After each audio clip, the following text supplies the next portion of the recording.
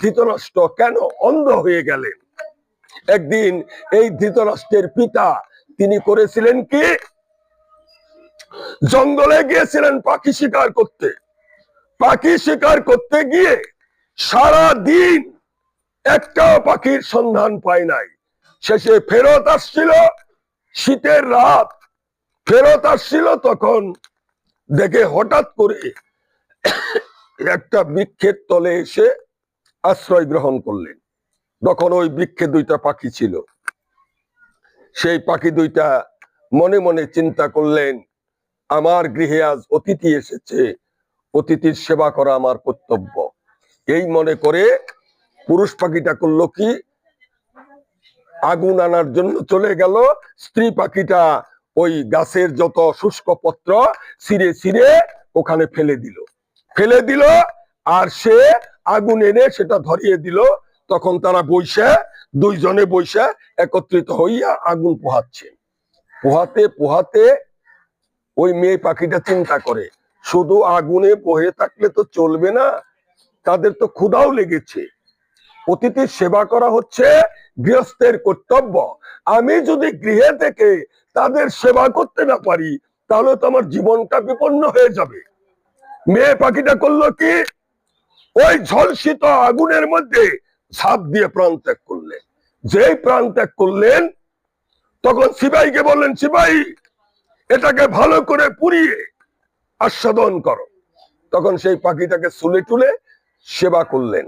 সেবা করে এমন তৃপ্তি লাভ করলেন, বললেন এমন মাংস, এমন পুরো মাংস কোনোদিন আস্বাদন করি নাই।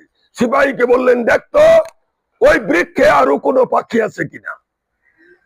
তখন সে বৃক্ষের গাছে উঠলো, গাছে উঠে ওই পাখির সন্ধান করতেছে। তখন বলে, প্রভু পাখি তো আছে কয়েকটা, ওদের এখনো চোখ ফুটে নাই, বাচ্চা পাখি। তখন বলে ওগুলোকেই নিয়ে আয়। সেই অন্ধ পাখিদেরকে সেই কোঠর থেকে বের করে নিয়ে আসলো। নিয়ে এসে আগুনে ঝলসিয়ে যখন আহার করতে লাগলেন, পুরুষ পাখিটা চোখের জল ছেড়ে দিল।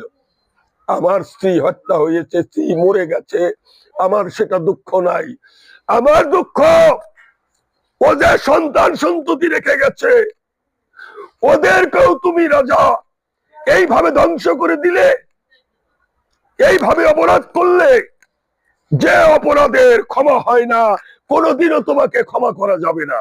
তাকে অভিশাপ দিল, তোর ঘরের প্রথম সন্তান অন্ধ হয়ে জন্মগ্রহণ করবে, পৃথিবীর আলো দেখবে না, তুই বুঝতে পারবি যে তোর কপালে কত দুর্ভোগ আছে। তখন শাস্তির কথা বলার সঙ্গে সঙ্গে রাজা চলে গেলেন। ঠিক ওই রাজোদ্যারে, রাজগৃহে এই পুত্রের জন্ম হলো অন্ধ অবস্থায়। অন্ধ অবস্থায় যখন জন্ম হলো, অম্বিকার ঘরে এই ধৃতরাষ্ট্র ও জন্মগ্রহণ করেছে। করবার পর যখন তিনি জন্ম নিলেন, তখন অন্ধ অবস্থায় তাকে দেখলেন কেন?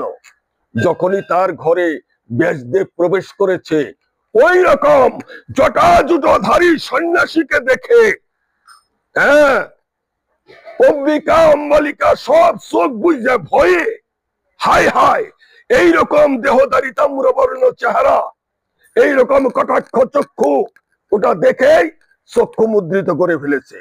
ওই চক্ষু মুদ্রিত অবস্থায় তার পানি গ্রহণ করে সেই স্থান পরিত্যাগ করলো এবং অন্ধ অবস্থায় পুত্র জন্ম দিয়েছিলেন বলে সেই ঘরের পুত্র অন্ধ হয়ে গেল।